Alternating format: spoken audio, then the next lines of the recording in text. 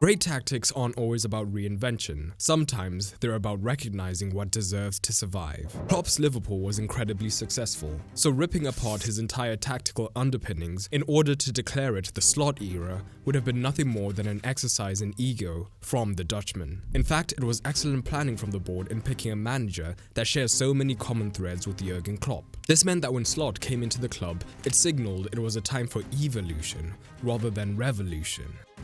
The first notable evolution under Slot was the tactical framework. While Klopp relied exclusively on the 4-3-3 throughout his final season, Slot deployed primarily a 4-2-3-1, a very subtle tweak, as in-game, his side could still shift to a 4-3-3 when required, with a pivot pushing high and the flexible attacking midfielder dropping in as well. There have been some personnel changes. Conor Bradley replaced Alexander-Arnold on more occasions than last season. Cody Gakpo was preferred over Darwin Núñez, and at times injuries forced Kelleher to deputise for Alisson. But the core of the team remained largely intact, with this being the most used 11. But the most significant change was Ryan Gravenberch stepping into the pivot role, seamlessly taking over and being an upgrade over Endo. Like any elite side, Liverpool have always dominated possession, but under Klopp it always felt like high possession was a consequence of the opposition fearing the weapons at the Reds' disposal, rather than Liverpool being a possession-oriented team. This showed more often in matches against other top teams, where Liverpool could fall back to their gegenpressing routes and win the ball high up to launch quick counters. Was it thrilling? Absolutely. Occasionally chaotic? Definitely.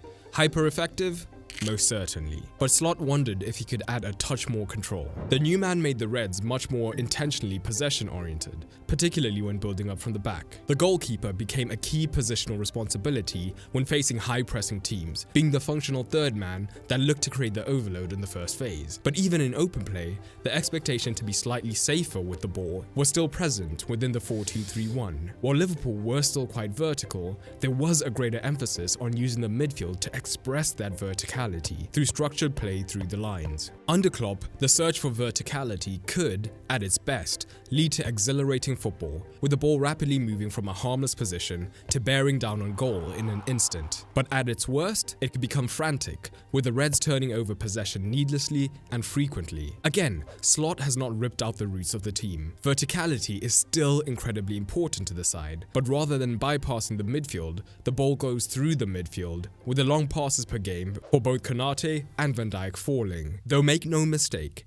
both can still launch the big switch when it's required. But in controlled possession, the Liverpool formation shifts. The most shocking transformation under Slot has been Ryan Gravenberch.